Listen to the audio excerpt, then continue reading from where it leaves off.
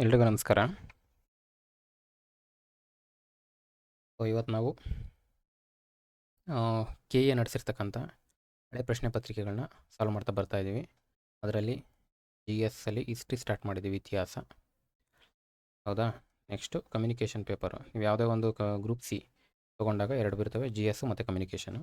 G S ಅಲ್ಲಿ history start ಮಾಡಿದ್ದೀವಿ, communication general Kannada, ಹೌದಾ, ಸಾಮಾನ್ಯ ಕನ್ನಡ ಅಂತ ಕರಿತೀವಿ. ಈ ಒಂದು ಟಾಪಿಕಲ್ಲಿ ಇದು ಮೂರನೇ ವಿಡಿಯೋ. ಹೌದಾ? ಮೊದಲು ಮತ್ತು ಎರಡು ಆಲ್ರೆಡಿ ಆಗಿದೆ. ಆ ಒಂದು ಕ್ಲಾಸ್ ನೋಡ್ಕೊಂಬನ್ನಿ, ಇದಕ್ಕೆ ನಿಮಗೆ ಕಂಟಿನ್ಯೂಟಿ ಸಿಗುತ್ತೆ. ಯಾವ ಪೇಪರ್ ತೊಗೊಂಡಿದ್ದೀವಿ? V A O. ಯಾವಾಗ ನಡೆದಿರೋದು? 27/10/24. ಇಲ್ಲಿಂದ ಕೆ ಎದವ್ರದ್ದು ಒಂದು ಟ್ರೆಂಡ್ ಸ್ಟಾರ್ಟ್ ಆಗಿದೆ, ಹಾಗಾಗಿ ಅಲ್ಲಿಂದ ನಾವು ಸ್ಟಾರ್ಟ್ ಮಾಡಿದ್ದೀವಿ. ಕ್ಲಿಯರ್ ಆಯಿತಾ? ಇದೊಂದೊಂದು ಕ್ವಿಕ್ ಇಂಟ್ರೊಡಕ್ಷನು ನೋಡ್ಬೋದು. D S D group C ಮತ್ತು ಮೇನ್ಸು ಮತ್ತು ಈಗ ವರ್ಕ್ ಮಾಡ್ತಾ ಇರ್ತಕ್ಕಂಥದ್ದು. ಒಂದು ಟೆಲಿಗ್ರಾಮ್ ಚಾನಲ್ ಕೂಡ ಇದೆ, ಇದೇ ಹೆಸರಲ್ಲಿ ಆಸ್ಪೈರಿಂಗ್ ಟು ಬಿ ಅಂತೇಳಿ. ನಿಮ್ಗೆ ಏನೇ ಒಂದು ನಾವು ವಿಡಿಯೋ ಮಾಡಿದಾಗ ಅಪ್ಡೇಟ್ಸ್ ಬೇಕು ಅಥವಾ ಏನೇ ಡೌಟ್ಸ್ ಇದ್ದರು ಅಂದರೂ ಆ ಒಂದು ಯೂಟ್ಯೂಬ್ ಚಾನಲಲ್ಲಿ ತಾವು ಜಾಯ್ನ್ ಆಗಿ ಆಗ್ತಾ ಹೋಗ್ಬೋದು, if you are interested. Okay, ಕ್ವಶನ್ಗೆ ಬರೋಣ. ಹೇಳಿದ್ದಾರೆ ಈಗ 24 ಕ್ವಶನ್ ಈಗ ಆಲ್ರೆಡಿ ಮುಗಿಸಿದ್ದೀವಿ. ಈಗ 25ನೇ ಕ್ವಶನ್ ಇದು. ಒಂದು ಕಡೆ ಪಟ್ಟಿ 1, ಇನ್ನೊಂದು ಕಡೆ ಪಟ್ಟಿ 2 ಹೊಂದಿಸಿ ಬರೆಯಿರಿ. ಪಟ್ಟಿ 1ರಲ್ಲಿ ಏನು ಕೊಟ್ಟಿದ್ದಾನೆ? ವಿಭಕ್ತಿ. ಇದು ಯಾವ ಕಾನ್ಸೆಪ್ಟು? ವಿಭಕ್ತಿ ಪ್ರತ್ಯಯ. ಲಾಸ್ಟ್ ಕ್ಲಾಸಲ್ಲಿ ನೋಡಿದ್ದೀವಿ, ವಿಭಕ್ತಿ ಪ್ರತ್ಯಯದ ಬಗ್ಗೆ ಕ್ವಶನ್ ಆಗಿತ್ತು. ಅಲ್ಲಿ ಯಾವುದ್ರ ಟಾಪಿಕ್ ಮೇಲೆ ಆಗಿತ್ತು? ವಿಭಕ್ತಿ ಪಲ್ಲಟದ ಮೇಲೆ ಕ್ವಶನ್ ಆಗಿತ್ತು. ಲಾಸ್ಟ್ ಕ್ಲಾಸ್ ನೋಡಿಲ್ಲ ಅಂದರೆ ನೋಡ್ಕೊಳ್ಳಿ. ಇದೇ ಪೇಪರು ಎರಡನೇ ಪಾರ್ಟ್ 2ನಲ್ಲಿ ವಿಭಕ್ತಿ ಪಲ್ಲಟದ ಬಗ್ಗೆ ಕ್ವಶನ್ ಆಗಿತ್ತು. ಅಂದಮೇಲೆ ವಿಭಕ್ತಿ ಪ್ರತ್ಯಯದ ಮೇಲೆ ಎರಡನೇ ಕ್ವಶನ್ ಇದು ಒಂದೇ ಪೇಪರಲ್ಲಿ. ಹೌದಾ?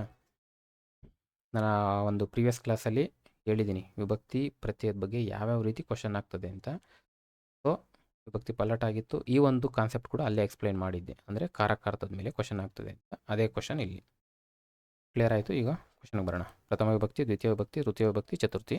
ಅದಕ್ಕೆ ಸಂಬಂಧಪಟ್ಟ ಕಾರಕಾರ್ಥಗಳು ಯಾವುದು? ಕರಣಾರ್ಥನ, ಸಂಪ್ರದಾನ, ಕರ್ಮಾರ್ಥನ, ಕರ್ತೃರ್ಥನ. ನಮ್ಗೆ ಇದಕ್ಕೆ ಮುಂಚೆ ಆನ್ಸರ್ ಮಾಡಬೇಕು ಅಂದರೆ ನಮಗೆ ವಿಭಕ್ತಿ ಪ್ರತ್ಯಯದ ಬಗ್ಗೆ ನಮಗೆ ಮಾಹಿತಿ ಇರಬೇಕು. ಮೊದಲನೇದು ಪ್ರಥಮ, ದ್ವಿತೀಯ. ಕ್ಲಾಸ್ ಸ್ಪೀಡ್ ಇಟ್ಕೊಳ್ಳಿ, 1.5 ಇಟ್ಕೊಂಡು ನೋಡಿ. ತೃತೀಯ, ಚತುರ್ಥಿ, ಪಂಚಮಿ,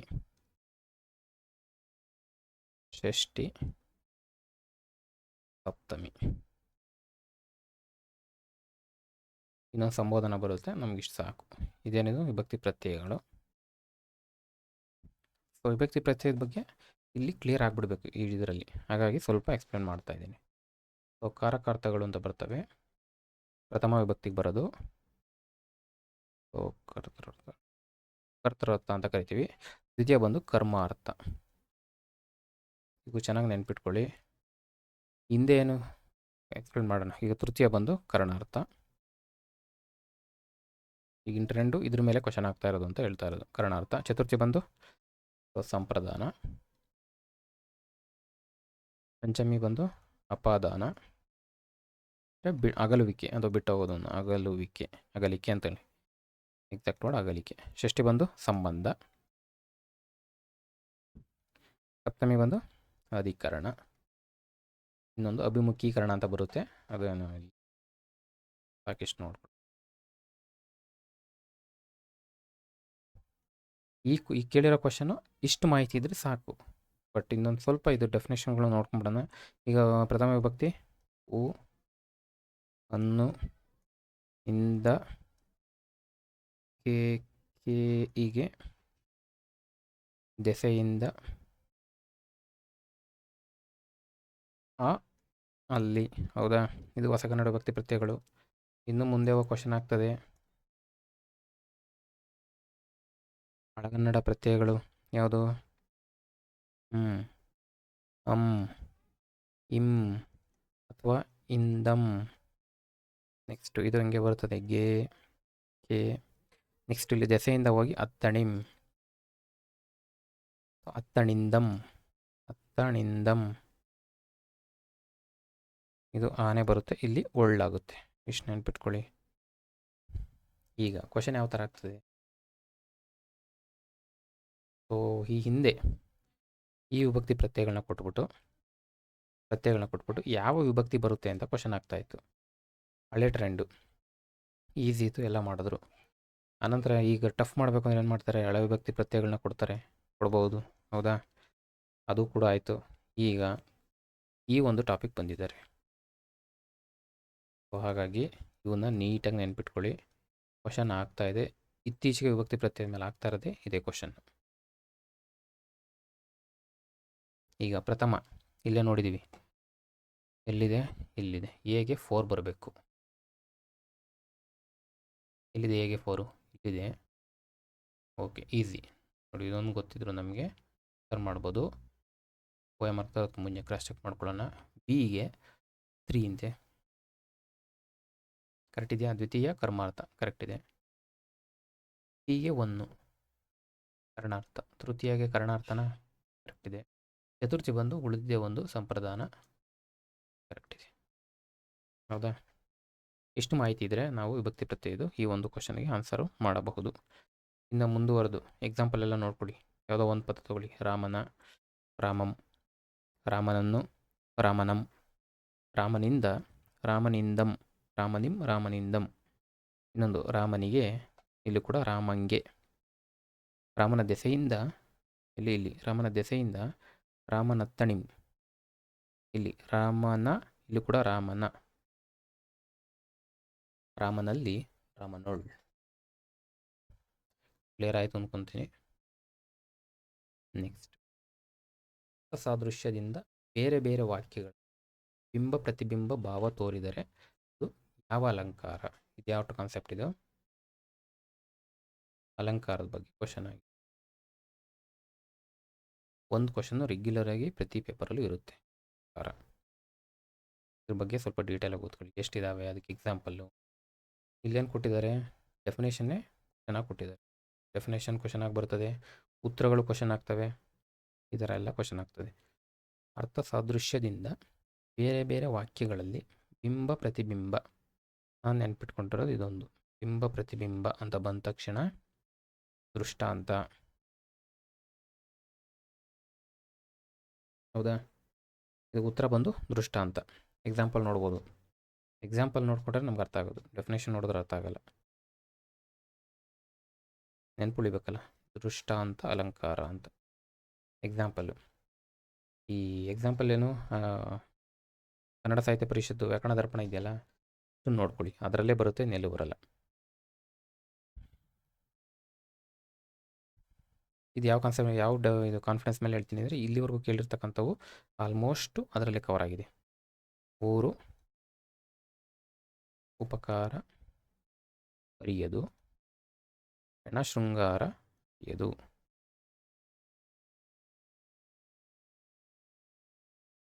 ಇಲ್ಲೇನಿದೆ? ಬೇರೆ ಬೇರೆ ವಾಕ್ಯಗಳು ಅಂದಮೇಲೆ ಎರಡಿರ್ತವೆ. ಒಂದಕ್ಕಿಂತ ಜಾಸ್ತಿ. ಇಲ್ಲಿ ಎರಡಿದೆ. ಗುರು ಉಪಕಾರ ಅರಿಯೋದು ಅನ್ನೋದು ಒಂದು ವಾಕ್ಯ, ಹೆಣ ಶೃಂಗಾರ ಅರಿಯೋದು ಅನ್ನೋದು ಒಂದು ವಾಕ್ಯ. ಬಿಂಬ ಪ್ರತಿಬಿಂಬ, ಮಿರರ್ ಇಮೇಜ್ ಥರ, ಹೌದಾ? ಗುರು ಉಪಕಾರ ಅರಿಯಲ್ಲ, ಹೆಣ ಶೃಂಗಾರ ಅರಿಯಲ್ಲ. ಈಸಿಯಾಗಿ ಅರ್ಥ ಆಗುತ್ತೆ. ಇನ್ನೊಂದು ಬಂದು ಅಟ್ಟ ಮೇಲೆ ಒಲೆ ಉರಿಯಿತು, ಕೆಟ್ಟ ಮೇಲೆ ಬುದ್ಧಿ ಬಂತು ಅಂತಾರೆ ಹಳ್ಳಿ ಕಡೆ. ಕೆಟ್ಟ ಮೇಲೆ ಬುದ್ಧಿ ಬಂತು. ಇಲ್ಲಿ ಎರಡು ವಾಕ್ಯ ಇದೆ, ಇದೊಂದು ವಾಕ್ಯ, ಇದೊಂದು ವಾಕ್ಯ. ಎರಡು ಮಿರರ್ ಇಮೇಜ್ ಥರ ಇದೆ, ಹೌದಾ? ಅಂದರೆ ಅಡುಗೆ ಆದಮೇಲೆ ಒಲೆ ಉರಿದ್ರೆ ಏನು ಉಪಯೋಗ? ಅಡುಗೆನೇ ಆಗೋಗಿದೆ, ಒಲೆ ಯಾವಾಗ ಉರಿತಾ ಇದೆ? ಉಪಯೋಗ ಇಲ್ಲ. ಮನುಷ್ಯ ಆಲ್ರೆಡಿ ಕೆಟ್ಟೋಗಿದ್ದಾನೆ ಅಂದರೆ ಬುದ್ಧಿ ಕಲ್ತಿಲ್ಲ, ಎಲ್ಲ ಕೆಟ್ಟ ಬುದ್ಧಿಯಿಂದ ಎಲ್ಲ ಕಳ್ಕೊಂಡು ಇದಾಗಿದ್ದಾನೆ. ಆಮೇಲೆ ಬುದ್ಧಿ ಬಂದರೆ ಏನು ಉಪಯೋಗ ಅನ್ನೋ ಅರ್ಥ ಇದೆ. ಈ ಥರ ನೀವು ಎಕ್ಸಾಂಪಲ್ ನೆನ್ಪಿಟ್ಕೊಂಡ್ಬಿಟ್ರೆ ಅಲಂಕಾರಗಳು ಭಾಳ ಸುಲಭ. ಇದ್ರ ಬಗ್ಗೆನೂ ನೋಡ್ಕೊಳ್ಳಿ. ಅರ್ಥಾಂತರ ನ್ಯಾಸ ಅಂದ್ರೇನು? ಉತ್ತರ ಎಕ್ಸಾಂಪಲ್ಲು. ಶ್ಲೇಷ ಅಲಂಕಾರ ಅಂದ್ರೇನು? ಎಕ್ಸಾಂಪಲ್ಲು. ಉತ್ಪ್ರೇಕ್ಷೆ ಬಗ್ಗೆ ಜಾಸ್ತಿ ಆಗ್ತದೆ. ಇನ್ನು ಈ ರೂಪಕ ಉಪಮಾಲಂಕಾರ, ಇದ್ರ ಬಗ್ಗೆ ತುಂಬ ಕ್ವಶನ್ ಆಗ್ತದೆ. ರೂಪಕ ಉಪಮಾಲಂಕಾರ ಇವೆರಡು ಸ್ವಲ್ಪ ಜಾಸ್ತಿ ನೋಡ್ಕೊಳ್ಳಿ. ಅದು ಬಿಟ್ಟರೆ ಉತ್ಪ್ರೇಕ್ಷೆ ಮೇಲೂ ಜಾಸ್ತಿ ಆಗ್ತದೆ. ಎಕ್ಸಾಂಪಲ್ ಹೇಳ್ಬೋದಾ? ಒಂದು ಪದಾರ್ಥವನ್ನು ಅಥವಾ ಸನ್ನಿವೇಶನ ನಾವು ತುಂಬ ಎಕ್ಸಾಜರೇಷನ್ ಆಗಿ ಹೇಳೋದು ಎಲ್ಲ ನಿಮ್ಗೆ ಬುಕ್ಕಲ್ಲಿ ಸಿಗುತ್ತೆ, ನೋಡ್ತಾ ಹೋಗ್ಬೋದು. ಅರ್ಥ ಅಂತ ಅಷ್ಟೇ. ಒಂದು ವಿಶೇಷ ವಾಕ್ಯನ ಸಾಮಾನ್ಯ ವಾಕ್ಯದಿಂದ ಆಗಲಿ ಅಥವಾ ಒಂದು ಸಾಮಾನ್ಯ ವಾಕ್ಯನ ವಿಶೇಷ ವಾಕ್ಯದಿಂದ ಸಮರ್ಥನೆ ಮಾಡ್ತಕ್ಕಂಥದ್ದು ಅರ್ಥಾಂತರ ನ್ಯಾಸ ಅಂತ ಕರಿತೀವಿ. ಸೊ ಡೀಟೇಲಾಗಿ ನೋಡ್ಕೊಳ್ಳಿ. ಮೇಯ್ನ್ ಏನು ಇದ್ರ ಬಗ್ಗೆ ನೋಡ್ಕೊಳ್ಳಿ, ರೂಪಕ, ಉಪಮ ಮತ್ತು ಉತ್ಪ್ರೇಕ್ಷೆ, ದೃಷ್ಟಾಂತ. ಇದ್ರ ಬಗ್ಗೆ ಅಷ್ಟು ಕ್ವಶನ್ ಆಗಿಲ್ಲ, ಬಟ್ ಆದರೂ ನೋಡ್ಕೊಳ್ಳಿ. ಸಂಧಿ ಕಾರ್ಯವಾಗುವಾಗ ಪ್ರಕ್ರಿಯೆಯಲ್ಲಿ ಕನ್ನಡದ ಆದೇಶ ಸಂಧಿಯನ್ನು ಹೋಲುವ ಸಂಸ್ಕೃತ ಸಂಧಿ. ಇದು ಗ್ರಾಮರು. ಯಾವ್ದು ಕಾನ್ಸೆಪ್ಟು? ಸಂಧಿಗಳು ತುಂಬ ಇಂಪಾರ್ಟೆಂಟು. ಸಂಧಿ ಸಮಾಸ ರೆಗ್ಯುಲರ್ ಆಗಿ ಪ್ರತಿ ಸಾಮಾನ್ಯ ಕನ್ನಡ ಪೇಪರಲ್ಲೂ ಕ್ವಶನ್ ಬರ್ತದೆ. ಡೀಟೇಲಾಗಿ ಓದ್ಕೊಳ್ಳಿ. ಹೌದಾ? ವ್ಯಾಕರಣ ದರ್ಪಣದಲ್ಲಿ ಫುಲ್ ಡೀಟೇಲಾಗಿ ಕೊಟ್ಟಿದ್ದಾರೆ. ಅಷ್ಟು ಮಾಹಿತಿ ಇದ್ದರೆ ಸಾಕು. ಕ್ವಶನ್ ಬರೋಣ. ಸಂಧಿ ಕಾರ್ಯವಾಗುವ ಪ್ರಕ್ರಿಯೆಯಲ್ಲಿ ಕನ್ನಡದ ಆದೇಶ ಸಂಧಿಯನ್ನು ಹೋಲ್ತಕ್ಕಂಥ ಸಂಸ್ಕೃತದ ಒಂದು ಸಂಧಿ ಇದೆಯಂತೆ. ಸೇಮ್ ಕನ್ನಡದ ಆದೇಶ ಸಂಧಿ ಥರನೇ ಇದೆಯಂತೆ. ಅದು ಯಾವುದು ಅಂತ ಕ್ವಶನ್. ಇಲ್ಲಿ ನಮ್ಗೆ ಒಂದು ಗೊತ್ತಾಯಿತು, ಆದೇಶ ಸಂಧಿ ಅನ್ನೋದು ಕನ್ನಡದ್ದು. ಅಂದಮೇಲೆ ಸಂಧಿನ ಎರಡು ರೀತಿ ವಿಂಗಡಿಸ್ತೀವಿ. ಒಂದು ಕನ್ನಡ ಸಂಧಿ, ಇನ್ನೊಂದು ಸಂಸ್ಕೃತ ಸಂಧಿ. ಹೌದಾ? ಇದ್ರ ಮೇಲೆ ಕ್ವಶನ್ ಆಗಿದೆ. ಲೋಪ, ಆಗಮ, ಆದೇಶ. ಸಂಸ್ಕೃತ ಸಂಧಿಗಳು ತುಂಬ ಬರ್ತವೆ. ನೆಕ್ಸ್ಟ್ ಇನ್ನೊಂದು ಥರ ಇದು ಮಾಡ್ತಾರೆ, ಸ್ವರ ಸಂಧಿ, ವ್ಯಂಜನ ಸಂಧಿ. ಇದೆಲ್ಲ ನಿಮಗೆ ಆ ಬುಕ್ಕಲ್ಲಿದೆ, ನೀಟಾಗಿ ಓದ್ಕೊಳ್ಳಿ. ಕ್ವಶನ್ ಆಗ್ತದೆ. ಇವೆಲ್ಲ ಏನೋ ಕಾಂಪ್ಲಿಕೇಶನ್ನು ಜಾಸ್ತಿ, ಡಿಫಿಕಲ್ಟಿ ಲೆವೆಲ್ ಜಾಸ್ತಿ ಮಾಡಬೇಕು ಅಂದಾಗ ಈ ಥರದ ಕಾನ್ಸೆಪ್ಟ್ಗಳಿಗೆ ಹೋಗ್ತಾರೆ ಅವರು. ಇದು ಸ್ವಲ್ಪ ಅಪ್ಲಿಕೇಶನ್ ಲೆವೆಲ್ ಏನಂತ ಈಸಿ ಇಲ್ಲ. ಡೈರೆಕ್ಟು ರೆಗ್ಯುಲರಾಗಿ ಯಾವ ಥರ ಕ್ವಶನ್ ಕೊಡ್ತಾರೆ, ಒಂದು ಪದ ಕೊಡ್ತಾರೆ, ಈ ಪದ ಯಾವ ಸಂಧಿಯಿಂದ ಕ್ವಶನ್ ಆಗ್ತದೆ. ಬಟ್ ಇಲ್ಲಿ ಸ್ವಲ್ಪ ಡಿಫ್ರೆಂಟ್ ಕೊಟ್ಟಿದ್ದಾರೆ, ಮಾಡ್ಬೋದು. ಇದಕ್ಕೆ ಉತ್ತರ ಬಂದ್ಬಿಟ್ಟು ಜಸ್ತ್ವ. ಹೌದಾ? ಯಾಕೆ ಅಂತ ನೋಡೋಣ. ಈಗ ಫಸ್ಟು ಇದಕ್ಕೆ ಉತ್ತರ ಮಾಡಬೇಕು ಅಂದರೆ ನಮ್ಗೆ ಆದೇಶ ಸಂಧಿ ಬಗ್ಗೆ ಗೊತ್ತಿರಬೇಕು. ಆದೇಶ ಸಂಧಿ ಬಗ್ಗೆ ಗೊತ್ತಿದ್ರಷ್ಟೇ ನಾವು ಜಸ್ವ ಸಂಧಿ ಹೆಂಗೆ ಅಂತ ಹೇಳ್ಬೋದಲ್ವಾ. ಅದಕ್ಕೆ ಆದೇಶ ಸಂಧಿ ಹೆಸರಲ್ಲೇ ಇದೆ, ಆದೇಶವಾಗಿ ಬರುತ್ತೆ. ಅಂದರೆ ಸಂಧಿ ಕರೆ ಮಾಡುವಾಗ ಒಂದು ಅಕ್ಷರದ ಸ್ಥಾನದಲ್ಲಿ ಇನ್ನೊಂದು ಅಕ್ಷರ ಆದೇಶವಾಗಿ ಬರ್ತಕ್ಕಂಥದ್ದು. ಇದು ಡೆಫಿನೇಷನು ಬುಕ್ಕಲ್ಲಿ ಸಿಗುತ್ತೆ ನಿಮಗೆ. ಆದೇಶದ ಸಂಧಿದು ಹೆಂಗೆ ಫಾರ್ಮುಲಾಗಳು ಹೆಂಗೆ ಬರ್ತವೆ? ಉತ್ತರ ಪದದ ಆದಿ. ಈಗ ಎಕ್ಸಾಂಪಲ್ ಒಂದು ಬರೆದು ನೋಡಿ. ಹಳ ಪ್ಲಸ್ ಕನ್ನಡ ಏನಾಗ್ತದೆ? ಹಳ ಗನ್ನಡ ಆಗ್ತದೆ. ಇಲ್ಲಿ ಏನು ಚೇಂಜ್ ಆಗ್ತಾ ಇದೆ? ಇದು ಚೇಂಜ್ ಆಗ್ತಾ ಇಲ್ಲ. ಇದೇನಂತೀವಿ? ಪೂರ್ವ ಪದ ಅಂತೀವಿ. ಹೌದಾ? ಎಲ್ಲ ಗೊತ್ತಿದೆ. ಇದೇನಾಗ್ತದೆ? ಉತ್ತರ ಪದ ಆಗ್ತದೆ. ಸಂಧಿ ಕರೆ ಮಾಡುವಾಗ ಇವೆರಡು ಟರ್ಮ್ಸು ನಿಮಗೆ ನೀಟಾಗಿ ಗೊತ್ತಿರಬೇಕು. ಯಾಕಂದರೆ ಡೆಫಿನೇಷನ್ ಹೇಳುವಾಗ ಇದ್ರ ಥ್ರೂ ಹೋಗ್ತೀವಿ ನಾವು. ಹಾಗಾಗಿ ಪೂರ್ವ ಪದ ಯಾವುದು, ಉತ್ತರ ಪದ ಯಾವುದು ನಮಗೆ ಕ್ಲಿಯರಾಗಿ ಗೊತ್ತಿರಬೇಕು. ಸೊ ಪೂರ್ವ ಪದದಲ್ಲಿ ಏನೂ ಚೇಂಜ್ ಆಗಿಲ್ಲ, ಹಾಗೆ ಇದೆ. ಉತ್ತರ ಪದದ ಮೊದಲ ಅಕ್ಷರ ಚೇಂಜ್ ಆಗ್ತಾ ಇದೆ. ಹೌದಾ? ಈಗ ಏನು ಈಕ್ವೇಷನ್ ಕೊಡ್ತೀವಿ ಆದೇಶ ಸಂಧಿಲಿ ಎಲ್ಲವೂ ಈ ಉತ್ತರ ಪದದ ಸಂಬಂಧಪಟ್ಟಿದ್ದು. ಕ್ಲಿಯರಾ? ಈಗ ಬರೋಣ. ಉತ್ತರ ಪದದ ಆದಿಯಲ್ಲಿ ಕತಪಗಳಿಗೆ ಏನು ಬರುತ್ತೆ? ಗದಬಗಳು ಏನಾಗಿ ಬಂದವೆ? ಆದೇಶವಾಗಿದ್ದಾವೆ. ಹೌದಾ? ನೋಡಿ ಇಲ್ಲಿ ಕಾಗೆ ಗ ಆದೇಶವಾಗಿದೆ. ಇನ್ನೊಂದು ಈಕ್ವೇಷನ್ ಬರುತ್ತೆ, ಒಂದು 3 ಈಕ್ವೇಷನ್ ಬರ್ತವೆ. ಅವು ನೆನ್ಪಿಟ್ಕೊಂಡ್ಬಿಟ್ರೆ ನಿಮ್ಗೆ ಆದೇಶ ಸಂಧಿ ಈಸಿ. ಪ ಬ ಮ ಅಂದರೆ ಈ ಅಕ್ಷರಗಳಿಗೆ ಅಂತ ನಾನೇನು ಮಾಡ್ತಾ ಇದ್ದೀನಿ, ಒಟ್ಟಿಗೆ ಬರಿತಾ ಇದ್ದೀನಿ ಅಷ್ಟೇ. ಪ ಬ ಮಗಳಿಗೆ ಯಾವುದೋ ವ ಆದೇಶವಾಗಿ ಬರುತ್ತೆ ಇಲ್ಲಿ. ನೆಕ್ಸ್ಟ್ ಇನ್ನೊಂದಿದೆ ಲಾಸ್ಟು, ಸಕಾರಕ್ಕೆ ಚಕಾರ ಆಗ್ಬೋದು, ಚಕಾರ ಆಗ್ಬೋದು, ಮಹಾಪ್ರಾಣ ಛ ಆಗ್ಬೋದು. ಇವೇನಾಗ್ತವೆ? ಆದೇಶ ಆಗ್ತಕ್ಕಂಥದ್ದು. ಹೇಳಿದ್ರೆ ನಮ್ಗೆ ಅರ್ಥ ಆಯ್ತಾ? ಇದಕ್ಕೆ ಉತ್ತರ ಇದು. ಎಕ್ಸಾಂಪಲ್ ಇದು ನೋಡಿ ಇಲ್ಲಿ. ಹಳ ಪ್ಲಸ್ ಕನ್ನಡ, ಹಳಗನ್ನಡ. ನೆಕ್ಸ್ಟ್ ಇದಕ್ಕೆ ಪಬ ಮಗಳಿಗೆ ವ ಹೆಂಗೆ ಬಂತು? ಒಂದು ಪದ ನೋಡಿದ್ದೀವಿ, ಎಳವೇರೆ ಅಂತ. ಎಳವೇರೆ ಇದನ್ನು ಹೆಂಗೆ ಬಿಡಿಸ್ತೀರಾ? ಎಳ ಪ್ಲಸ್ ಬೇರೆ ಪ. ಇದೇನಾಯಿತು? ಇದೇನು ಚೇಂಜ್ ಆಗಿಲ್ಲ, ಹಂಗೆ ಇದೆ. ಇಲ್ಲಿ ಬರೆದ್ಬಿಡಿ, ನಿಮಗೆ ಆಗುತ್ತೆ. ಎಳ ಬೇರೆ ಏನು ಚೇಂಜ್ ಆಗಿಲ್ಲ. ಪಾಗೆ ವಾ ಬಂದಿದೆ. ಕರೆಕ್ಟ್ ಇದೆಯಾ? ಪಾಗೆ ವಾ ಬಂದಿದೆ, ಆದೇಶ ಆಯಿತು. ನೆಕ್ಸ್ಟ್ ಇದಕ್ಕೆ ಉತ್ತರ ಇಂಚರ ತಗೊಳ್ಳಿ. ಇನ್ ಪ್ಲಸ್ ಸರ, ಇಂಚರ. ಹೌದಾ? ಏನಾಗಿದೆ? ಇದು ಹಂಗೆ ಇದೆ, ಇನ್ ಹಂಗೆ ಇದೆ. ಸರ ಹೋಗಿ ಚ ಆಗಿದೆ. ನೋಡಿದ್ದೀವಿ. ಸಕಾರಕ್ಕೆ ಇಲ್ಲಿ ಚಕಾರ ಬಂದಿದೆ, ಹೌದಾ? ಸೊ ಈಕ್ವೇಷನ್ ಮ್ಯಾಚ್ ಆಯಿತು, ಕರೆಕ್ಟು. ಇದು ಆದೇಶ ಸಂಧಿ. ಇಷ್ಟು ನಮಗೆ ಗೊತ್ತಿರಬೇಕು ಆದೇಶ ಸಂಧಿ ಬಗ್ಗೆ. ನೆಕ್ಸ್ಟು ಜಸ್ವ ಸಂಧಿನ ಬಗ್ಗೆ ಗೊತ್ತಿರಬೇಕಲ್ವಾ? ಡೆಫಿನೇಷನ್ನೇ ಗೊತ್ತಿಲ್ಲ ಅಂದರೆ ಹೆಂಗೆ ಎಕ್ಸ್ಪ್ಲೇನ್ ಮಾಡೋಕ್ಕೆ ಸಾಧ್ಯ, ಉತ್ತರ ಮಾಡೋಕ್ಕೆ ಸಾಧ್ಯ? ಈಗ ಜಸ್ವ ಸಂಧಿಗೆ ಬರೋಣ. ಆ್ಯಕ್ಚುಲಿ ಸಂಸ್ಕೃತ ಸಂಧಿ. ಉತ್ತರ ಕ್ವಶನಲ್ಲೇ ಕೊಟ್ಟಿದ್ದಾನೆ. ಜಸ್ವ ಸಂಧಿ. ಸ್ವಲ್ಪ ಜನ ಕನ್ಫ್ಯೂಸ್ ಆಗ್ತಾರೆ. ಆದೇಶ ಸಂಧಿ ಮತ್ತು ಒಂದು ಪದ ಕೊಟ್ಟಾಗ ಈ ಕೆಳಗಿನ ಯಾವ ಸಂಧಿಗೆ ಉದಾಹರಣೆ ಅಂದಾಗ ಆದೇಶ ಸಂಧಿ ಉತ್ತರ ಆಗಿರೋ ಪ್ರಶ್ನೆಗೆ ಜಸ್ವ ಸಂಧಿ ಇರುತ್ತೆ. ಯಾಕಂದರೆ ಕನ್ಫ್ಯೂಷನ್ ಮಾಡಕ್ಕೆ ಕೊಡ್ತಾರೆ. ಅದೇ ಬೇಸಿಸ್ ಮೇಲೆ ಈ ಕ್ವಶನ್ ಆಗಿರೋದು. ಅಂದರೆ ಇಲ್ಲಿ ಜಸ್ವ ಇಲ್ಲೊಂದು ಇದು ಬರುತ್ತೆ, ಜಶ್ ಅಂತ. ಏನು ಜಶ್ ಅಂದರೆ ಜ ಬ ಗ ಡ ದ, ಈ 5 ವ್ಯಂಜನಗಳನ್ನ ತಿಳಿಸ್ತಕ್ಕಂಥ ಒಂದು ಸಿಗ್ನಲ್ ಇದು ಜಶ್ ಅಂತ. ಕನ್ನಡದಲ್ಲಿ ಸಂಜ್ಞೆ ಅಂತಾರೆ. ಜ ಜ ಪ ಗ ಡ ದ, ಈ 5 ವ್ಯಂಜನಗಳನ್ನ ಸೂಚಿಸ್ತಕ್ಕಂಥ ಒಂದು ಸಂಜ್ಞೆ ವ್ಯಂಜನಗಳಿವು, ಹೌದಾ? ಜಸ್ವ ಅಂದ ತಕ್ಷಣ ಇದನ್ನು ನೆನ್ಪಿಟ್ಕೊಳ್ಳಿ, ಹೌದಾ? ಒಂದು ಎಕ್ಸಾಂಪಲ್ ನೋಡೋಣ ಫಸ್ಟು. ದಿಗಂತ, ಇದು ಜಸ್ವ ಸಂಧಿ ಉದಾಹರಣೆ. ಬಿಡಿಸೋಣ. ದಿಕ್ ಅದಕ್ಕೆ ಅಂತ, ಅದಕ್ಕಂತ, ದಿಗಂತ. ಏನಾಯಿತು? ಇಲ್ಲಿ ಕ ಇದೆ, ಇಲ್ಲಿ ಆ ಇದೆ. ಇದೇನಿದು? ಪೂರ್ವ ಪದ, ಹೌದಾ? ಇದು ಉತ್ತರ ಪದ. ಕ್ಲಿಯರಾ? ಈಗ ಎಲ್ಲಿ ಡಿಫ್ರೆನ್ಸ್ ಆಗಿದೆ? ದಿಕ್ ಪ್ಲಸ್ ಅಂತ, ದಿಗಂತ. ಸೊ ಇಲ್ಲೇನು ಅಂತ ಹಂಗೆ ಇದೆ. ಅರ್ಥ ಆಯಿತು ಅಂದ್ಕೊತೀನಿ, ಹೌದಾ?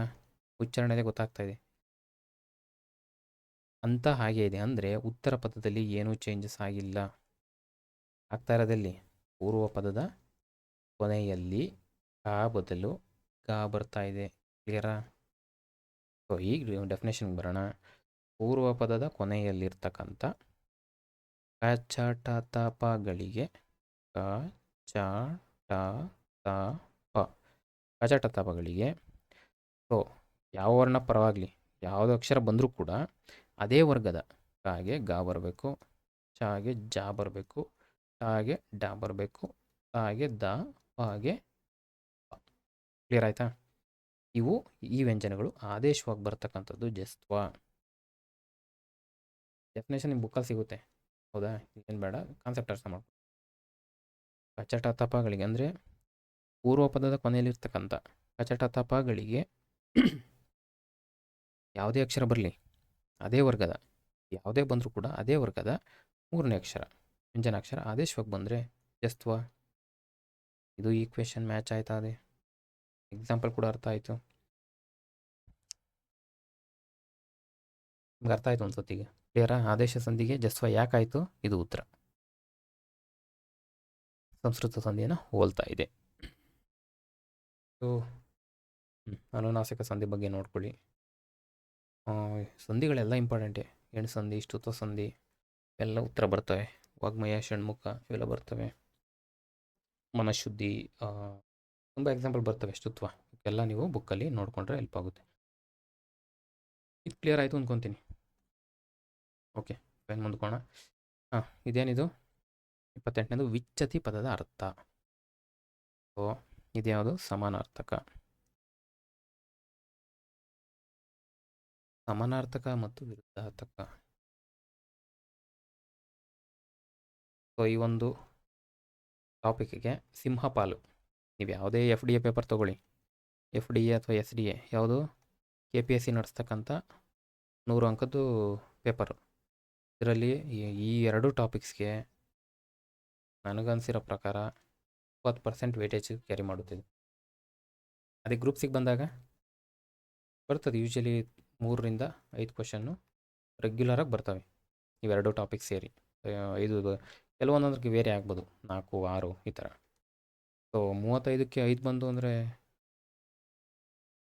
ದೊಡ್ಡ ಶೇರ್ ಅಲ್ವಾ? ಹಾಗಾಗಿ ಸಮಾನಾರ್ಥಕ ವಿರುದ್ಧಾರ್ಥಕಗಳನ್ನ ನೋಡ್ಕೊಳ್ಳಿ. ಸೋರ್ಸ್ ಬಂದು ಸ್ಕೂಲ್ ಬುಕ್ಸು. ಇಲ್ಲೇನು ಎಕ್ಸ್ಪ್ಲೇನ್ ಮಾಡೋವಂಥದ್ದು ಏನಿಲ್ಲ. ಈ ಟಾಪಿಕ್ಗೆ ಇಲ್ಲಿ ಎಕ್ಸ್ಪ್ಲೇನ್ ಮಾಡ್ಕೋಬೇಕು ನಾವು. ಸ್ಕೂಲ್ ಬುಕ್ಸ್ಗಳು ಎಲ್ಲಿಂದ 6th 12th ಏನು ನೋಡಬೇಕು? ಪಾಠ ಓದಬೇಕಾ? ಬೇಕಿಲ್ಲ. ಅಲ್ಲಿ ಪದಗಳ ಅರ್ಥ ಅಂತ ಇರುತ್ತೆ. ಹೌದಾ? ಯಾವುದೇ ಒಂದು ಪಾಠ ಮುಗಿತಿದ್ದಂಗೆ ಪದಗಳ ಅರ್ಥ ಅಂದ್ಬಿಟ್ಟು ಒಂದಷ್ಟು ಪದಗಳನ್ನ ಹಿಂಗೆ ಕೊಟ್ಟಿರ್ತಾನೆ. ಸೊ ಇದು ನಮಗೆ ಕಂಪ್ಲೀಟಾಗಿ ಓದಬೇಕು, ಒಂದು ಪದನೂ ಬರಲ್ಲ ಅನ್ನೋಗಿಲ್ಲ. 6th 12th ಇದು ಮುಗಿಸಿದ ನಂತರ ಸೊ ಇದಕ್ಕೆ ಬನ್ನಿ, ಕನ್ನಡ ರತ್ನಕೋಶ. ಓದೋಕ್ಕಾಗುತ್ತಾ? ಓದೋಕ್ಕಾಗಲ್ಲ, ಬಟ್ ಓದಬೇಕು. ಏನಂಗಂದರೆ ರೆಗ್ಯುಲರಾಗಿ ರಿವಿಷನ್ ಮಾಡ್ತಾ ಇರಬೇಕು. ರಿವಿಷನ್ ಮಾಡ್ತಾ ಇದ್ರೆ ಏನಾಗುತ್ತೆ, ಅಟ್ಲೀಸ್ಟ್ ಆ ಪದ ಕೇಳಿದಾಗ ಆಪ್ಷನ್ ಆದರೂ ನೋಡಿ ಸ್ವಲ್ಪ ಎಲಿಮಿನೇಟ್ ಮಾಡ್ಬೋದಾ ಅಂತ ಗೊತ್ತಾಗಬೇಕು ಅಂದರೆ ಒಂದು 2 ಸರಿ ರಿವಿಷನ್ ಮಾಡಿ. ಅವಾಗ ನಿಮಗೆ ಇದನ್ನು ನೀವು ಎಕ್ಸ್ಪೀರಿಯೆನ್ಸ್ ಮಾಡ್ತೀರಾ. ಪದಗಳ ಅರ್ಥ ಸಮಾನಾರ್ಥಕ್ಕೆ ಸೋರ್ಸು ಸಿಂಪಲ್ಲು, ಸ್ಕೂಲ್ ಬುಕ್ಸು ಮತ್ತು ಕನ್ನಡ ರತ್ನಕೋಶ ಜೊತೆಗೆ PYQಗಳನ್ನ ಆ್ಯಡ್ ಮಾಡಿಕೊಂಡ್ರೆ ನಿಮಗೆ ಆಲ್ಮೋಸ್ಟು ಕವರ್ ಆಗ್ತದೆ. ಈಗ ಉತ್ತರಕ್ಕೆ ಬರೋಣ. ಪ್ರಶ್ನೆಗೆ ವಿಚ್ಚತಿ ಪದದ ಅರ್ಥ ಉತ್ತರ ಬಂದು ಬಿರುಕು. ಸಿಗುತ್ತೆ ನಿಮಗೆ, ಹೌದಾ? ನಿರ್ಜನ ಅಂದರೆ ಜನ ಇಲ್ಲದಿರ್ತಕ್ಕಂಥದ್ದು, ಸಂಶಯ ಬರಲ್ಲ, ಸಮೂಹ ಬರಲ್ಲ. ಸೊ ಉತ್ತರ ಬಂದು ಬಿರುಕು. ಕ್ಲಿಯರ್ ಆಯಿತಾ? ನೆಕ್ಸ್ಟ್ ಓಕೆ, ಬಾಲ್ಯದ ಅನುಭವಗಳು ಅನನ್ಯವಾಗಿರಬೇಕು. ಬಾಲ್ಯದ ಅನುಭವಗಳು ಅನನ್ಯವಾಗಿರಬೇಕು. ಮುಂದಿನವುಗಳಲ್ಲಿ ಯಾವುದು ಈ ವಾಕ್ಯದಲ್ಲಿ, ಅಂದರೆ ಈ ವಾಕ್ಯದಲ್ಲಿನ ಅನುಭವ ವಿರುದ್ಧ ಪದವಾಗಿದೆ? ಅಷ್ಟೇ ಉತ್ತರ. ಇದು ಸಿಂಪಲ್ಲು. ಅನುಭವ ಪದದ ವಿರುದ್ಧಾರ್ಥಕ ಏನು ಅಂತ ಕೇಳಿದಾನೆ ಅಷ್ಟೇ. ಅನುಭವ ಪದದ ವಿರುದ್ಧಾರ್ಥಕ ಏನು? ಈಸಿ ಅನನುಭವ. ಅಷ್ಟೇ ಉತ್ತರ ಇದಕ್ಕೆ. ಸೊ ಒಂದು ಸಮಾನಾರ್ಥಕ ನೋಡಿದ್ದೀವಿ, ಈಗ ಒಂದು ವಿರುದ್ಧಾರ್ಥಕ ಬಂತು. ಹೌದಾ? ಕ್ಲಿಯರ್. ಇದೇನು ಎಕ್ಸ್ಪ್ಲೈನ್ ಮಾಡೋ ಅಂಥದ್ದು ಏನಿಲ್ಲ. ಬಿರುಕು ಅಂದ್ರೇನು? ಈ ಹೆಸರಲ್ಲೇ ಇದೆ, ವಿಚ್ಚತಿ ಅಂದರೆ ಬಿರುಕು. ಈ ಏನು ಅಡ್ಡಿ ಹೊಡೆದು ಏನು ಬ್ರೇಕ್ ಆಗೋದು ಅನ್ನೋ ಅರ್ಥ ಇದು ಅಷ್ಟೇ. ಇದು ಕೂಡ ಸಿಂಪಲ್ ಇದೆ. ಅನುಭವ ಅನ್ನೋದು ಇದೇನಿದು ಜಿ ಕೆ ಅನ್ಬೋದಾ? ಅಂದರೆ ಜನರಲ್ ಕನ್ನಡದ್ದು ಜಿ ಕೆ ಇದೆಲ್ಲ. ಇದು ಯಾವುದು ಕೇಳಿದ್ದು? ಕ್ವಶನ್ ನೋಡಿದ್ರೆ 2024ರಲ್ಲಿ. ಇವ್ರು ಕೇಳಿರೋದು ಯಾವಾಗ?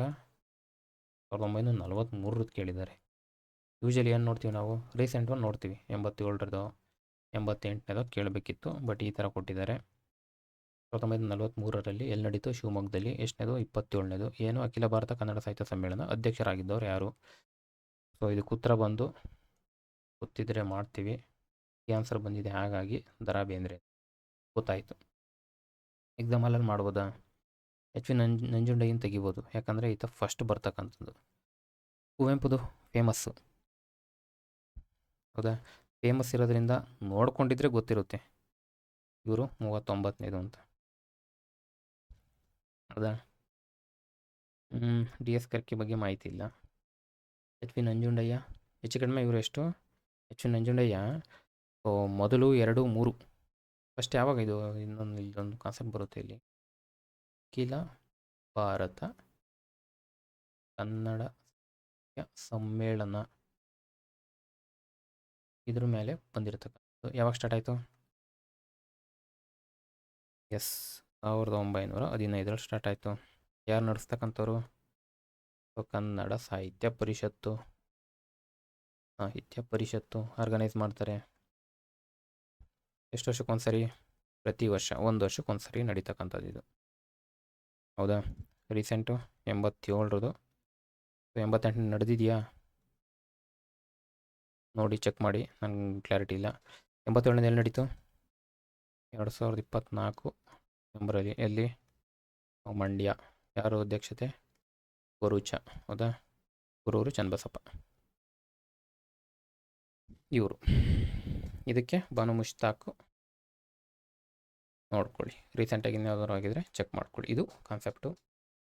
H.V. ನಂಜುಂಡಯ್ಯವರು ಆರಂಭ ಆಯ್ತಲ್ಲ 1915, ಜೊತೆಗೆ 1916, ಜೊತೆಗೆ 1917. ಈ 3 ಅಧಿವೇಶನದ ಅಧ್ಯಕ್ಷತೆ ವಹಿಸ್ಕೊಂಡಿದ್ದವರು H.V. ನಂಜುಂಡಯ್ಯ. ಹಾಗಾಗಿ ಇವರು ಸಾಹಿತ್ಯ ಸಮ್ಮೇಳನ ಅಂದಾಗ ನಿಮಗೆ ಇಷ್ಟು ಮಾಹಿತಿ ಇರಬೇಕು. ಇವ್ರಿಗೆ ಎಲಿಮಿನೇಟ್ ಮಾಡೋಕ್ಕಾದ್ರೂ ಹೆಲ್ಪ್ ಆಗುತ್ತಾ? ಮೊದಲು ಎಲ್ಲಿ ನಡೀತು? ಬೆಂಗಳೂರಲ್ಲಿ ನಡೆದು ಇವೆರಡೂ ಕೂಡ ಮೇಲೆ ಮೈಸೂರು ಬರುತ್ತೆ. ಇಲ್ಲಿ ನಾವೇನು ಮಾಡಿರ್ತೀವಿ, ಮೊದಲನೇ ನೋಡಿರ್ತೀವಿ, ಇತ್ತೀಚೆಗೆ ನೋಡ್ತಿರ್ತೀವಿ. ಬಟ್ ಇವರೇನು ಮಿಡಲಲ್ಲಿ ಕೇಳಿದ್ದಾರೆ. ಅಗೇನ್ ಗೊತ್ತಿದ್ರೆ ಗೊತ್ತು, ಇಲ್ಲದ್ರೆ ಇಲ್ಲ. Next ಇದ್ಯಾವ concept? ಅಗೇನ್ ಸಮಾನಾರ್ಥಕ. ಹೌದಾ?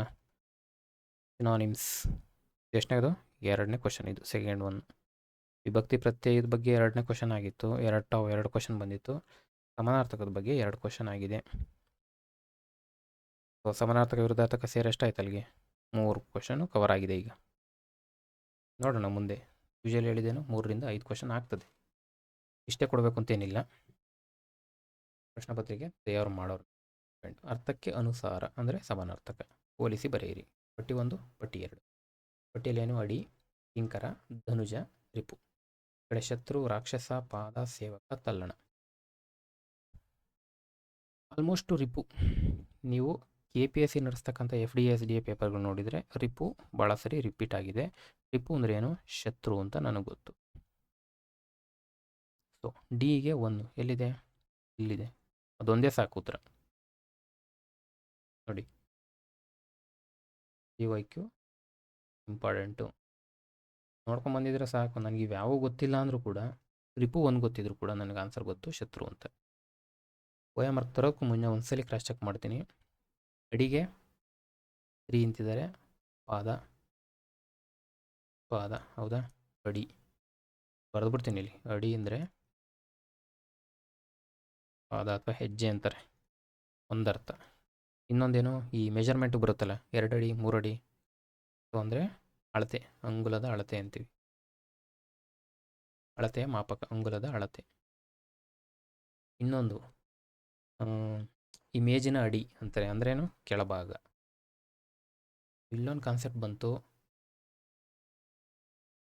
ಅರ್ಥ. ನಾನಾರ್ಥ ಕಾನ್ಸೆಪ್ಟ್ ಇದು.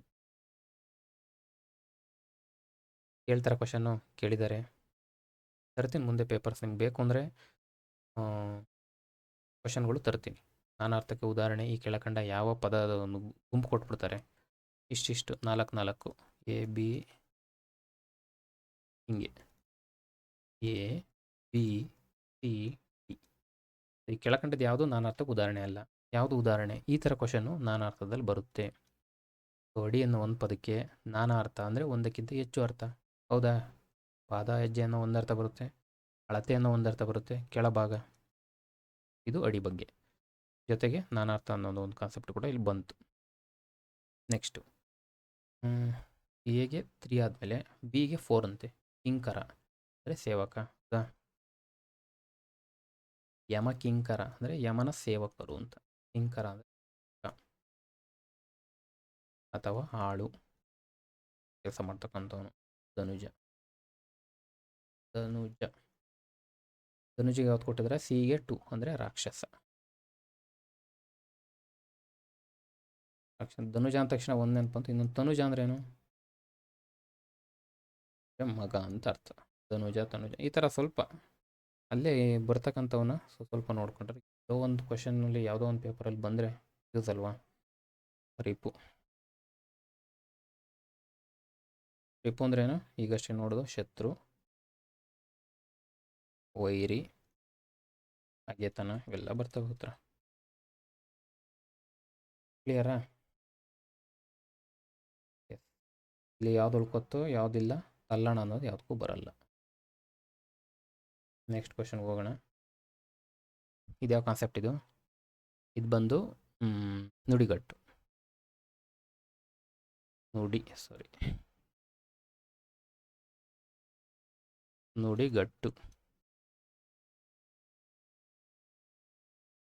ನುಡಿ ಅದಕ್ಕೆ ಕಟ್ಟು, ನುಡಿಗಟ್ಟು. ಒಂದು ಕ್ವಶನ್ ಬರುತ್ತೆ ಇದರಲ್ಲಿ. ಸಾಮಾನ್ಯವಾಗಿ ಬರ್ಬೋದು, ಜಾಸ್ತಿ ಕೂಡ ಬರ್ಬೋದು. ಯೂಶಲ್ ಆಗಿ ಒಂದು ನುಡಿಗಟ್ಟು ಬರುತ್ತೆ, ರೆಗ್ಯುಲರಾಗಿ ಬರುತ್ತೆ. ನೀವು ಯಾವುದೇ ಪೇಪರ್ ತೊಗೊಳ್ಳಿ, ಆಲ್ಮೋಸ್ಟ್ ಕವರ್ ಮಾಡ್ತಾರೆ ನುಡಿಗಟ್ಟು. 2 ಪಟ್ಟಿ ಕೊಟ್ಟಿದ್ದಾನೆ. ಒಂದು ಮೊದಲನೇದು, ಎಡವಿದ ಕಡ್ಡಿ ಎತ್ತದವನು, ಎಂಜಲಿಗೆ ಕೈಯೊಡ್ಡವನು, ಎಮ್ಮೆ ತಮ್ಮಣ್ಣ, 7 ಕೆರೆ ನೀರು ಕುಡಿದವ, ಜಿಪಣ ಅನುಭವಿ ಸೋಮಾರಿ ಮಂದಬುದ್ಧಿಯವ. ಸೊ ಪ್ರತಿಯೊಬ್ಬರು ಮಾಡ್ತಕ್ಕಂಥ ತಪ್ಪಾಗದೆ ಸರಿ ಮಾಡ್ತಕ್ಕಂಥ ಟಾಪಿಕ್ ಇದು. ಯಾಕಂದರೆ ನಾವು ಆಡು ಭಾಷೆಯಲ್ಲಿ ಇವನ್ನ ರೆಗ್ಯುಲರಾಗಿ ಬಳಸ್ತಾ ಇರ್ತೀವಿ. ಹೌದಾ, ನಾವೇನು ಓದ್ಕೊಂಬರೋ ಅಂಥವಲ್ಲ. ರೆಗ್ಯುಲರಾಗಿ ನಾವು ಜನಸಾಮಾನ್ಯರು ಮಾತಾಡುವಾಗ ಯೂಶಲಿ ಬಳಸೋವು ಇವೆಲ್ಲ. ಅವ್ನು ಬಿಡಪ್ಪ ಎಡವಿದ ಕಡ್ಡಿ ಎತ್ತದವನು ಅಂದರೆ ಸೋಮಾರಿ ಅಂತ ಅರ್ಥ. ಅವನು ಅಷ್ಟು ಮಿನಿಮಮ್ ಕೆಲಸ ಮಾಡಲ್ಲ ಅಂತ. ಅವನೇ ಎಡವಿ ಬಿದ್ದಿರ್ತಾನೆ ಕಡ್ಡಿ, ಅದನ್ನು ಕೂಡ ಸೈಡ್ಗಿಡಲ್ಲ ಅನ್ನೋನು. ಇನ್ನೊಂದು ನುಡಿಗಟ್ಟು ಅಂದರೆ ಏನು, ಯೂಶಲಿ ಎಡವಿದ ಕಡ್ಡಿ ಎತ್ತದವ, ಈ ಪದಶಃ ಅರ್ಥ ಬರಲ್ಲ, ಬಿಟ್ಟು ಬೇರೆ ಅರ್ಥ ಬರುತ್ತೆ. ಇದು ನುಡಿಗಟ್ಟೊಂದು ಸ್ಕೋಪ್.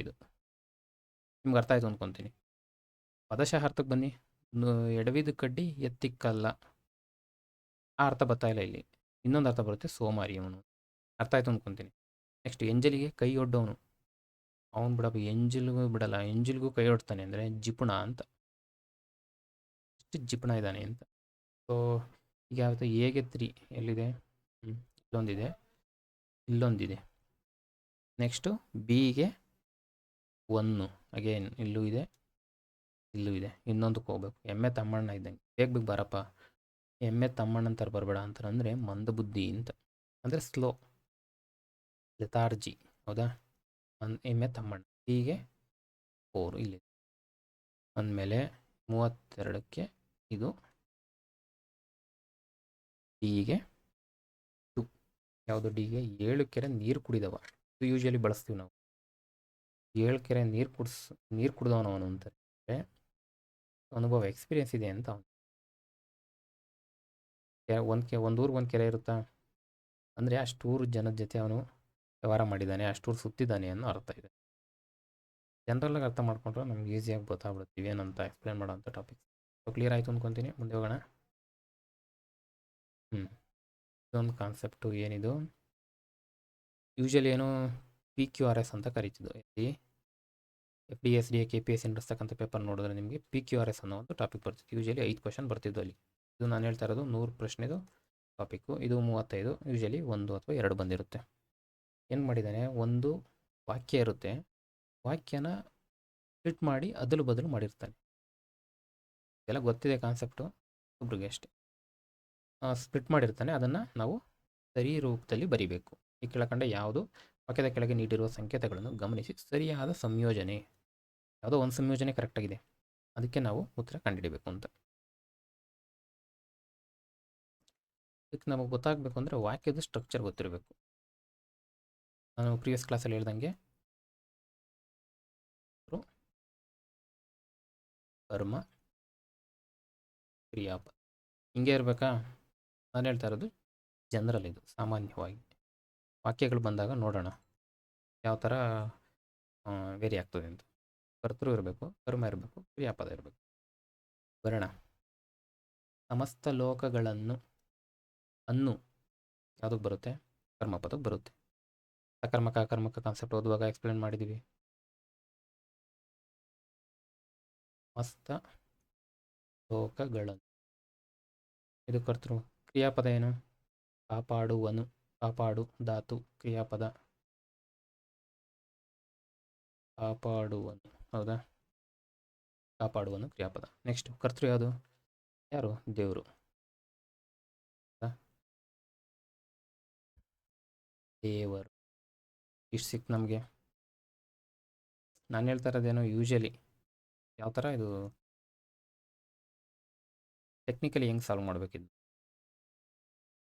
ದೇವರು ಸಮಸ್ತ ಲೋಕಗಳನ್ನು ಕಾಪಾಡುವನು. ಇಲ್ಲಿ 5 ಇದ್ದಾವೆ, ನಾವು 3 ಬರೆದಿದ್ದೀವಿ ಅಂದರೆ ಇನ್ನೆರಡು ಎಲ್ಲ ಬರ್ತದೆ. ಎಲ್ಲಿ ಬರುತ್ತೆ ನೋಡೋಣ. ದೇವರು ಮಹಾಶಕ್ತನಾದ ದೇವರು. ಹೌದಾ, ಶಕ್ತಿ ಇರೋ ದೇವರು ಮಹಾಶಕ್ತನಾದ ದೇವರು. ಇನ್ನೊಂದು ಯಾವುದು, ಪ್ರೀತಿಯಿಂದ ಅಂತ ಒಂದು ಉಳ್ಕೊತ್ತು. ಪ್ರೀತಿಯಿಂದ ಸಮಸ್ತ ಲೋಕಗಳನ್ನು ಕಾಪಾಡುವನು ಅಲ್ಲ, ಲೋಕಗಳನ್ನು ಪ್ರೀತಿಯಿಂದ ಕಾಪಾಡುವನು. ಉತ್ತರ ಬಂದು ಒಬ್ಬಿ ಇದೆ, ಶಕ್ತನಾದ. ನೆಕ್ಸ್ಟ್ ಸಿ ದೇವರು. ನೆಕ್ಸ್ಟ್ ಎ ಸಮಸ್ತ ಲೋಕಗಳನ್ನು, ಎ. ಹೌದಾ, ನೆಕ್ಸ್ಟು ಇ ಇದೆ ಪ್ರೀತಿಯಿಂದ. ಪ್ರೀತಿಯಿಂದ ಯಾವುದಿದು, ಇ. ಕಾಪಾಡುವನು. ಕ್ಲಿಯರ್ ಆಯ್ತಾ. BC AED, BCAED. ಇವನ್ನ ನೀವು ಎಕ್ಸಾಮಲ್ಲಿ ಮಾಡುವಾಗ ಸ್ವಲ್ಪ ಬೇಗ ಮಾಡಬೇಕು. ಎಕ್ಸಾಮಲ್ಲಿ ಏನು ಮಾಡ್ತೀರಾ, ಏನು ಮಾಡಬೇಕು, ನಾನು ಏನು ಮಾಡ್ತಿದ್ದೆ ಅಂದರೆ ಇದ್ರ ಪ್ರಕಾರನೇ ಜಸ್ಟ್ ಒಂದೊಂದು ವರ್ಡು ಬರ್ಕೊಂಡು ಒಂದು ವಾಕ್ಯ ಆಗದ ಅಲ್ಲಿ ನಮಗೆ ಈಸಿಯಾಗಿ ಆನ್ಸರ್ ಮಾಡ್ಬೋದು. ಒಂದೆಲ್ಲ ಟೈಮ್ ಇರಲ್ಲ. ಇಲ್ಲಿ ಈ ಥರ ಪ್ರಾಕ್ಟೀಸ್ ಮಾಡಿ ಎಕ್ಸಾಮ್ ಹಾಲಲ್ಲಿ ಈ ಥರ ನಿಮಗೆ ರೂಢಿ ಆಗ್ತದೆ. ಕ್ಲಿಯರ್ ಆಯಿತಾ? ಕರ್ತೃ ಕರ್ಮ ಕ್ರಿಯಾ, ಇದು ಕರ್ತೃ ಕರ್ಮ ಕ್ರಿಯಾ. ಹಂಗಿದ್ರೆ ನೀವೆರಡು ಎಕ್ಸ್ಟ್ರಾ ಪ್ಲೇಯರ್ ಇವರಿಬ್ರು ಯಾರು? ಪ್ರೀತಿಯಿಂದ ಒಂದು, ಮಹಾಶಕ್ತನ ನಾಮಪದ ಅಂದಮೇಲೆ ಅದನ್ನು ಅದ್ರ ಕುರಿತಂತ ಹೇಳ್ತಕ್ಕಂಥದ್ದು ನಾಮವಿಶೇಷ. ಹೆಸರಲ್ಲೇ ಇದೆ, ನಾಮದ ಬಗ್ಗೆ ವಿಶೇಷವಾಗಿ ಹೇಳ್ತಾ ಇದೆ. ಜನರಲ್ ಆಗಿ ಪ್ರೀತಿ ಈ ಕಾಪಾಡುವನು ಕ್ರಿಯಾಪದ. ಅದನ್ನು ಯಾವ ಥರ ಅಂತ ಹೇಳ್ತಾ ಇರೋದ್ರಿಂದ ಇದು ಕ್ರಿಯಾ ವಿಶೇಷ. ಈ ಕಾನ್ಸೆಪ್ಟ್ ಹೇಳಲಿಕ್ಕೆ ನಾನು ಇಷ್ಟು ಸರ್ಕಸ್ ಮಾಡಿದ್ದು, ಹೌದಾ? ಇಷ್ಟು ಡೀಟೇಲಾಗಿ ಹೇಳಿದ್ದು. ಕ್ಲಿಯರ್ ಆಯಿತಾ? ಇದು ಕ್ವಶನ್ ಆಗಿದೆ. ಈ ಕ್ರಿಯಾ ವಿಶೇಷಣದ ಬಗ್ಗೆ ಕ್ವಶನ್ ಆಗಿದೆ, ನಾಮ ವಿಶೇಷಣದ ಬಗ್ಗೆ ಕ್ವಶನ್ ಆಗಿದೆ. ಹಾಗಾಗಿ ಡೀಟೇಲಾಗಿ ನೋಡ್ಕೊಳ್ಳಿ. ಇದು ಕಾನ್ಸೆಪ್ಟ್ ಅರ್ಥ ಆಯಿತು ಅಂತ ಭಾವಿಸ್ತೀನಿ. ಓಕೆ, ಮುಂದೆ ಹೋಗೋಣ.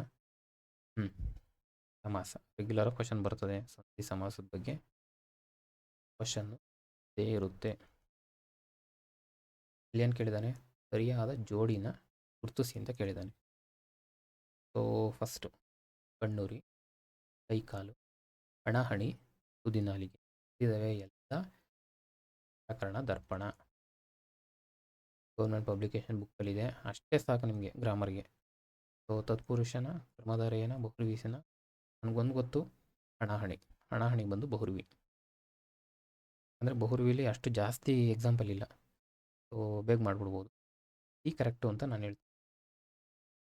ಹೌದಾ? CL ಕರೆಕ್ಟ್ ಇದೆ, ಇಲ್ಲೂ ಇದೆ ಅಂದಮೇಲೆ ಇದು ಹೋಗುತ್ತೆ. ಹೌದಾ? AC-ನ BC-ನ ಅಂದರೆ C ಕರೆಕ್ಟ್ ಅಂದಾಗ ಬಿಟ್ಬಿಡೋಣ. ಈಗ ನಾವು ಇವೆರಡರಲ್ಲಿ ಚೆಕ್ ಮಾಡಿ.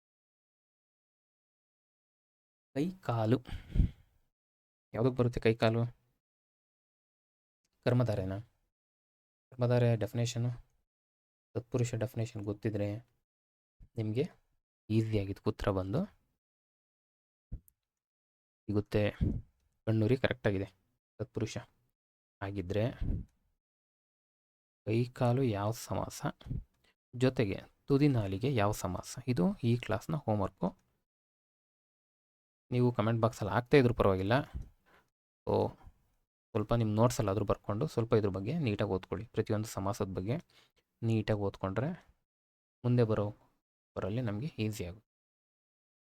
ಇದು ಸೊ 34ನೇ ಕ್ವಶನ್ ಬಗ್ಗೆ. ಓಕೆ, ಇನ್ನೊಂದು ಕ್ವಶನ್ ಇದೆ. ಇದು ಲಾಸ್ಟ್ ಕ್ವಶನ್. ಇದ್ಯಾವುದು? ಲೇಖನ ಚಿಹ್ನೆಗಳ ಬಗ್ಗೆ ಕ್ವಶನ್ ಇದೆ. ಲೇಖನ ಚಿಹ್ನೆಗಳನ್ನು ಸರಿಯಾದ ಕೆಳಗೊಂದು ವಾಕ್ಯ ಕೊಟ್ಟಿದ್ದಾರೆ, ಅದಕ್ಕೆ ಸರಿಯಾದ ಲೇಖನ ಚಿಹ್ನೆಗಳನ್ನ ಹಾಕಿದ್ದಾರೆ. ಇನ್ನು 3ಕ್ಕೆ ತಪ್ಪಾಗಿದ್ದಾರೆ, ಅದು ಸರಿ ಇರೋದು ಯಾವುದು ಅಂತ ಗುರುತಿಸಿ ಅಂತ ಕೇಳಿದ್ದಾನೆ. ಇದು ಸ್ಟೇಟ್ಮೆಂಟು. ಓಹೋ, ನನಗೆ ಗುಡಿ ಮನೆ ಕಟ್ತಾ ಇದ್ದೀರೋ, ಹಾಗಾದರೆ ನಿಮಗೆಲ್ಲ ಮನೆ ಉಂಟಾ ನನ್ನ ಮಕ್ಕಳ ಎಂದು ದೇವತೆ ಅಬ್ಬರಿಸಿದಳು. ಕ್ಲಿಯರ್ ಆಯಿತಾ? ಓಹೋ, ನನಗೆ ಗುಡಿ ಮನೆ ಕಟ್ತಾ ಇದ್ದೀರೋ, ಹಾಗಾದರೆ ನಿಮಗೆಲ್ಲ ಮನೆ ಉಂಟಾ ನನ್ನ ಮಕ್ಕಳ ಎಂದು ದೇವತೆ ಅಬ್ಬರಿಸಿದಳು. ಇದು ಸ್ಟೇಟ್ಮೆಂಟ್. ಮೊದಲನೇ ನೋಡೋಣ. ಓಹೋ ಏನಿದು? ಆಶ್ಚರ್ಯ ಸೂಚಕನ? ಓಹೋ, ಆಹಾ ಇವೆಲ್ಲ ಬರ್ತಕ್ಕಂಥವು ಆಶ್ಚರ್ಯ ಸೂಚಕ. ಆಶ್ಚರ್ಯ ಸೂಚಕದ್ದು ಹಿಂಗೆ ಕರೆಕ್ಟ್ ಇದೆ. ಇದು ಕರೆಕ್ಟ್ ಇದೆ, ಇದು ಕರೆಕ್ಟ್ ಇದೆ. ಓಹೋ ಅನ್ನೋದು ಕ್ವಶನ್ ಮಾರ್ಕ್ ಬರಲ್ಲ. ಒಂದು ಇದು ಕರೆಕ್ಟ್ ಇದೆ ಅಂದಮೇಲೆ ಒಂದು ತೆಗಿತೀನಿ ನಾನು, ಒಂದು ಸೈಡ್ಗೆ ಇಡ್ತೀನಿ. ನೆಕ್ಸ್ಟು ನನಗೆ ಗುಡಿ ಮನೆ ಕಟ್ತಾ ಇದ್ದೀರೋ, ಇಲ್ಲೊಂದು ಕ್ವಶನ್ ಬರ್ತಾ ಇದೆ. ಹೌದಾ? ಕ್ವಶನ್ ಕೇಳ್ತಾ ಇರೋದು ಇದು, ನನಗೆ ಗುಡಿ ಮನೆ ಕಟ್ತೀರಾ ಪ್ರಶ್ನೆ ಇದು. ಅಂದಮೇಲೆ ಇಲ್ಲಿ ಕ್ವಶನ್ ಮಾರ್ಕ್ ಬರಬೇಕು. ಇದ್ದೀರೋ ಪ್ರಶ್ನೆ ಇರೋದ್ರಿಂದ ಇದು ಆಲ್ರೆಡಿ ತೆಗೆದಿದ್ದೀವಿ, ಇದು ಬೇಡ. ನೋಡಿ, ಇಲ್ಲಿ ಪ್ರಶ್ನೆ ಇದೆ, ಇಲ್ಲೂ ಪ್ರಶ್ನೆ ಇದೆ ಅಂದಮೇಲೆ ಇಲ್ಲಿ ಪ್ರಶ್ನೆ ಇಲ್ಲ, ಹಾಗಾಗಿ ಇದನ್ನು ತೆಗಿತೀನಿ. 2 ಉಳ್ಕೊಂಡೆ. ಹಾಗಾದರೆ ನಿಮಗೆಲ್ಲ ಮನೆ ಉಂಟಾ ನನ್ನ ಮಕ್ಕಳ? ನಿಮಗೆಲ್ಲ ಮನೆ ಉಂಟಾ ನನ್ನ ಮಕ್ಕಳ? ಮಕ್ಳಿಗೆ ಕ್ವಶನ್ ಕೇಳ್ತಾ ಇದ್ದಾರೆ. ಸೊ 2 ಕಡೆ ಬರುತ್ತಾ? ಇದು ಆಲ್ರೆಡಿ ತೆಗ್ದಿದ್ದೀನಿ, ಇದ್ರ ಬಗ್ಗೆ ನೋಡೋದು ಬೇಡ ನಾವು. ಇವೆರಡಕ್ಕೆ ಬರೋಣ. ಹಾಗಾದರೆ ನಿಮಗೆಲ್ಲ ಮನೆ ಉಂಟಾ ನನ್ನ ಮಕ್ಕಳ? ಸೊ ಉಂಟಾ ಇಲ್ಲಿ ಬರಲ್ಲ, ಲಾಸ್ಟಿಗೆ ಬರಬೇಕು. ನನ್ನ ಮಕ್ಕಳ ನಿಮಗೆಲ್ಲ ಮನೆ ಉಂಟಾ? ಹೌದಾ? ಇಲ್ಲಿ ಬಂದಿರೋದ್ರಿಂದ ಇದನ್ನು ತೆಗಿತೀನಿ. ಎಂದು ದೇವತೆ ಅಬ್ಬರಿಸಿದಳು. ಕ್ಲಿಯರ್? ಅದೇ ಒಂದು ನಿಮಿಷ.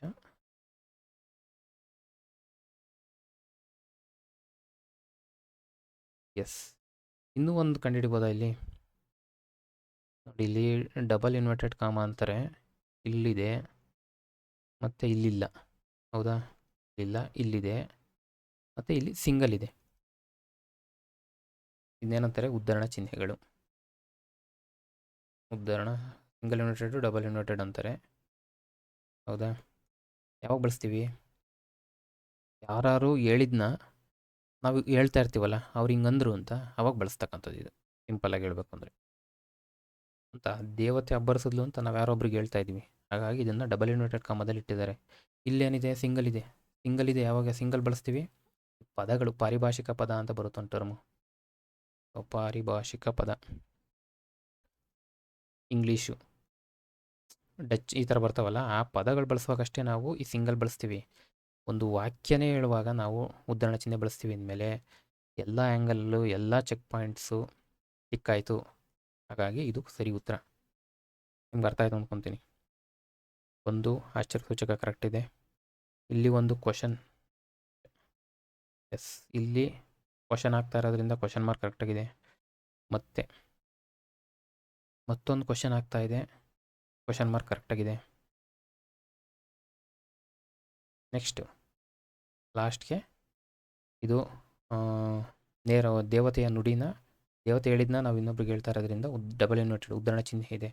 ಎಲ್ಲವೂ ಕರೆಕ್ಟ್ ಆಗಿರೋದ್ರಿಂದ ಇದಕ್ಕೆ ಸರಿ ಉತ್ತರ ಇದು. ಸೊ ಇಲ್ಲಿಗೆ ಯಾವುದು VAO KA ನಡೆಸಿರ್ತಕ್ಕಂಥ ಮೊದಲನೇ ಟ್ರೆಂಡ್ ಚೇಂಜ್ ಆಯ್ತಲ್ಲ, ಅವಾಗಿಂದ ತೊಗೊಂಡಿದ್ದೀನಿ, ಹಳೆ ತೊಗೊಂಡಿಲ್ಲ. ಅವು ಆ್ಯಕ್ಚುಲಿ ಈಗ ಯೂಸ್ ಕೂಡ ಆಗಲ್ಲ ನನಗಂತಿದ್ದ ಪ್ರಕಾರ. ಹಾಗಾಗಿ ಇಲ್ಲಿಂದ ತೊಗೊಂಡಿದ್ದೀನಿ. ನಿಮ್ಗೆ ಇಷ್ಟ ಇದ್ದರೆ ಹೇಳಿ, ಮುಂದೆ ಈ ಸೀರೀಸ್ನ ಕಂಟಿನ್ಯೂ ಮಾಡ್ತೀನಿ. ಹೌದಾ? ಬೇಡ ಅಂದರೆ GS ಕಡೆ ಹೋಗೋಣ. ಕ್ಲಿಯರ್ ಮಾಡಿದ್ದೀವಿ 35 ಕ್ವಶನ್ನು. 3 ಕ್ಲಾಸ್ ಆಗಿದೆ. ಯಾಕೆ 3 ಕ್ಲಾಸ್ ಆಯಿತು? ಡೆಪ್ತ್ ಆಯಿತು. ಆ್ಯಕ್ಚುಲಿ ಬೇಕು, ನಾನು ಓದೋ ಮೆಥಡ್ ಹೀಗೆ, ಹಾಗಾಗಿ ಇದೇ ಮೆಥಡಲ್ಲಿ ನಾನು ಫಾಲೋ ಮಾಡ್ತಾ ಇದ್ದೀನಿ. ಹೆಲ್ಪ್ ಆಗುತ್ತೆ, ಇದೇನು ಟೈಮ್ ವೇಸ್ಟ್ ಆಗಲ್ಲ. ಸೊ 1.5 ಇಟ್ಕೊಳ್ಳಿ, ಜಸ್ಟ್ ರಿವಿಷನ್ನು. ಸ್ವಲ್ಪ ಟೆಕ್ನಿಕಲಿ ಕ್ವಶನ್ ಪೇಪರ್ ನೋಡ್ತಾ ಹೋದಾಗ ಭಾಳ ದಿನ ನೆನಪುಳಿತದೆ. ಮತ್ತು ರೀಸೆಂಟ್ ಪೇಪರ್ಸ್ಗಳನ್ನ ನೋಡ್ತಾ ಹೋಗಿ. ರೀಸೆಂಟಿಂದ ಯಾವುದೇ ಇವತ್ತು ಕ್ವಶನ್ ಪೇಪರ್ ನಡೀತಾ ಇದ್ದೀನಿ ಅಂದರೆ, ಎಕ್ಸಾಮ್ ನಾಳೆ ಬರೆಯೋಕ್ಕೆ ಹೋಗ್ತೀನಿ ಅಂದರೆ ರೀಸೆಂಟು ಅದೇ ಪಬ್ಲಿಕೇಶನ್ನು ಅಂದರೆ KA ನಡೆದಿದ್ದು ಕ್ವಶನ್ ಪೇಪರಿಂದ ಹಿಮ್ಮುಖವಾಗಿ ಹೋಗಿ. ಅದು ನಿಮಗೆ ಒಂದು ರಿಪೀಟ್ ಆದರೆ ಅದೇ ಕ್ವಶನ್ನು ಬರ್ತವೆ. ಸೊ ಓಕೆ, ಜಾಸ್ತಿ ಇದು ಬೇಡ. ಕ್ಲಿಯರ್ ಆಯಿತು ಅಂದ್ಕೊತೀನಿ. 35 ಕ್ವಶನ್ ಸಾಲ್ವ್ ಮಾಡಿದ್ದೀವಿ. ಯಾವುದಾದ್ರೂ ಡೌಟ್ ಇದ್ದರೆ ಕಮೆಂಟ್ ಬಾಕ್ಸಲ್ಲಿ ಹಾಕಿ. ಟೆಲಿಗ್ರಾಮ್ ಚಾನಲ್ ಕೂಡ ಇದೆ, ಆಸ್ಪೈರಿಂಗ್ ಟು ಬಿ ಅಂತ. ನೀವು ಅದಕ್ಕೆ ಜಾಯ್ನ್ ಆದರೆ ಕ್ಲಾಸ್ ಬಗ್ಗೆ ಮಾಹಿತಿ ಸಿಗುತ್ತೆ. ಅಥವಾ ಏನಾದರೂ ಡೌಟ್ಸ್ ಇದ್ದರೂ ಕೇಳ್ಬೋದು. ಇಂಟ್ರೆಸ್ಟ್ ಇದ್ದರೆ ಜಾಯ್ನ್ ಆಗಿ. ಹೌದಾ? ಓಕೆ, ನಿಮ್ಗೆ ಯಾವ ಕ್ಲಾಸ್ ಬೇಕು ನೆಕ್ಸ್ಟು ಇದು ಮಾಡ್ತಾ ಹೋಗಿ. ಸೊ ಇಲ್ಲಿಗೆ ಈ ಒಂದು ಪೇಪರ್ ಸಾಲ್ವ್ ಮುಗಿದಿದೆ. ಏನಾದರೂ ಡೌಟ್ಸ್ ಇದ್ದರೆ, ತಪ್ಪಿದರೆ, ತಪ್ಪಿನಿಂದ ಆಗಿರ್ತವೆ, ಗಮನಕ್ಕೆ ತೊಗೊಂಬನ್ನಿ, ತಿದ್ಕೊಂಡು ಮುಂದೆ ಹೋಗೋಣ ಅಂತ ಹೇಳ್ತಾ ಈ ಕ್ಲಾಸ್ನ ಕ್ಲೋಸ್ ಮಾಡ್ತೀನಿ. Thank you.